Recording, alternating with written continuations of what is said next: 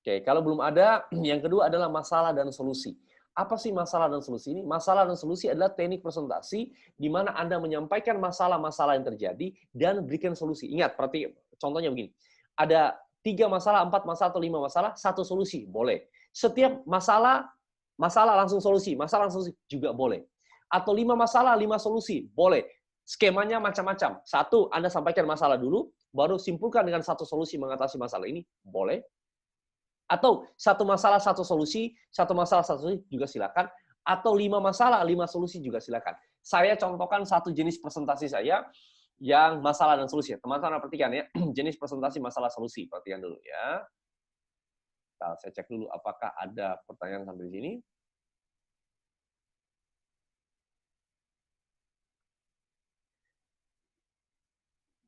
Perhatikan dulu ya, saya lanjut dulu di contoh. Nah, perhatikan. Saya cari dulu contohnya.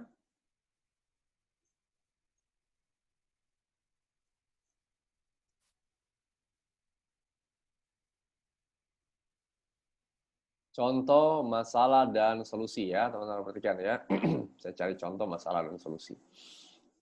Oke, ya. Nah, contoh nih, contoh masalah dan solusi.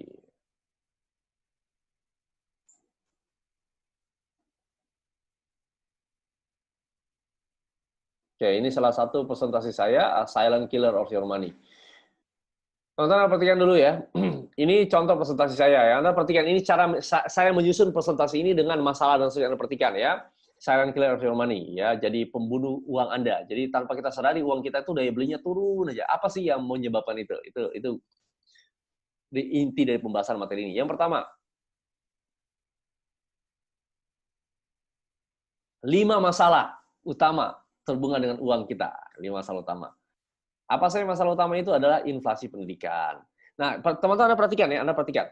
Anda perhatikan logos dan patos ya. Saya mengatakan, Bapak Ibu sekalian, masalah, ada 5 masalah. Inflasi pendidikan, harga properti, redenominasi rupiah, biaya kesehatan, dan disruption. Ini 5 masalah utama yang membunuh uang kita. Uang Anda tambah banyak, tapi daya beli Anda tambah turun. Ini masalah utama. Lalu Anda perhatikan cara saya menyusun. Ini masalah, dan Anda perhatikan cara saya menyusun masalah dan solusi. Ya. Lalu yang berikut, teman-teman, saya mengatakan bahwa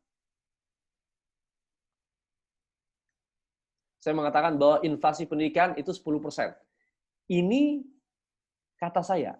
Kata saya ini harus saya taruh dengan data atau logos. Dari mana? Nah, lalu di slide berikutnya, saya mengutip.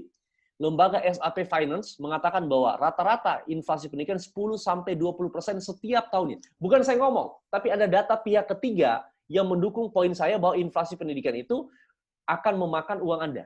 Ya. Lalu yang berikut, saya mengutip lagi. 2 data. Satu dari BPS, Badan Pusat Statistika, dimuat di koran Kompas 5 Februari 2016. Mengatakan bahwa inflasi pendidikan itu 10% per tahun. Itu logos. Lalu pada poin ini saya cerita, teman-teman, Bapak Ibu sekalian, saat dulu SMP, saya ingat persis uang SPP saya 1.500 per bulan. Saat ini anak saya sekolah, uang SPP bulanan dia adalah 1.250.000. Jadi Anda bayangkan dari 1.500 naik ke 1.250.000, ada jutaan persen kenaikannya. Ya, walaupun ada rentan waktu yang cukup lama. Namun kita pasti sepakat bahwa uang sekolah itu selalu naik dan jarang turun.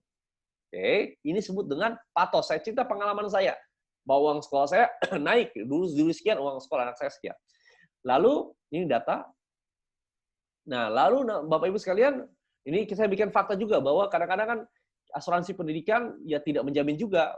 Karena kan ada beberapa saat ini kan ada asuransi pendidikan nggak bisa dicairin. Ini data. Saya kasih data. Nah, solusinya gimana? Ada 1 solusi ya, solusi. Jadi ada masalah solusi. Kita abaikan solusinya.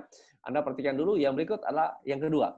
Yang kedua adalah harga properti yang selalu naik 10% per tahun. Ini kata saya. Saya cari logos. Logosnya mana logosnya? Logosnya adalah Pak Sofyan Jalil. Ya, 1. Lalu logos yang kedua adalah Pak Harigani.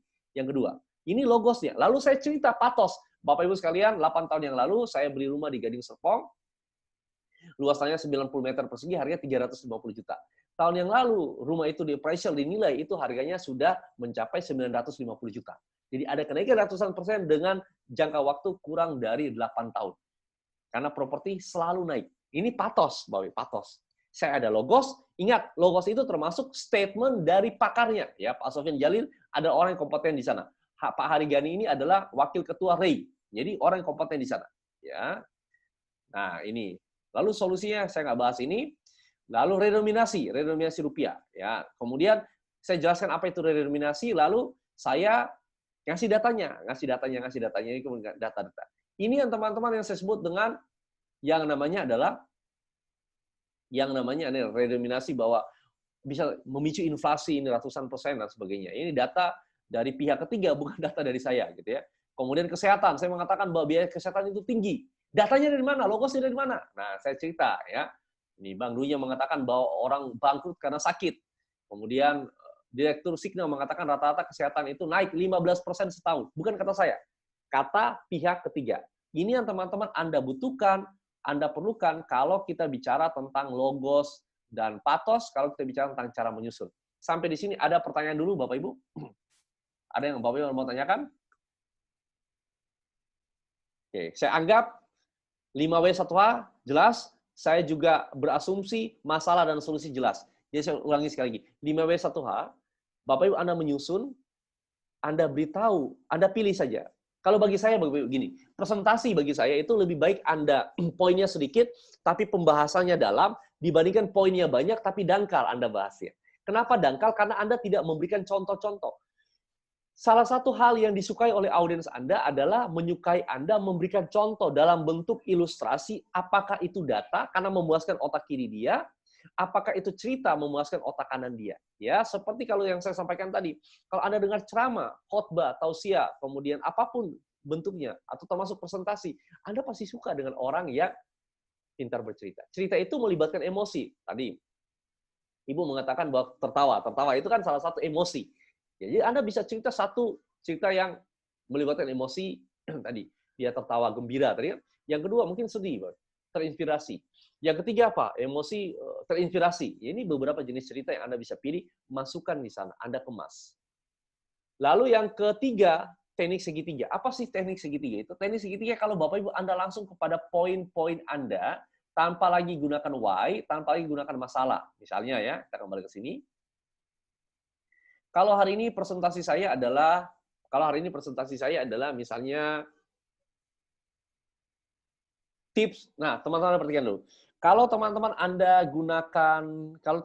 gunakan teknik segitiga, berarti Anda langsung membahas poin-poinnya tanpa ada 5W, tanpa ada lagi masalah, langsung pada how-nya atau langsung pada solusinya. Kalau Anda gunakan teknik segitiga, teman-teman bisa tambah di judul, itu 5 kata ini. Tips, rahasia, strategi, cara, dan teknik. Saya ulangi. Tips, rahasia, strategi, cara, dan teknik. Contoh, tips public speaking mastery. Ya, tips.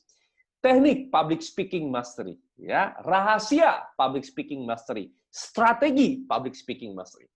Kalau teman-teman pakai segitiga, Bapak Ibu Anda pakai segitiga, berarti teman-teman, Bapak Ibu, Anda langsung pada poin-poin yang 3B ini, kalau topiknya public speaking mastery. Anda langsung pada 3B ini. Anda nggak perlu lagi why dan seterusnya, langsung pada 3B ini. Ini menjadi poin utama Anda. Ada 3 cara untuk menguasai ilmu public speaking. 1, Anda berani tampil. Itu ada poin utama, ada poin tambahan. Poin tambahan yang tadi kan, yang penyesuaian diri. Ya, ini harus ada logos dan pathos. Logos saya singkat L kan, pathos saya singkat P ya.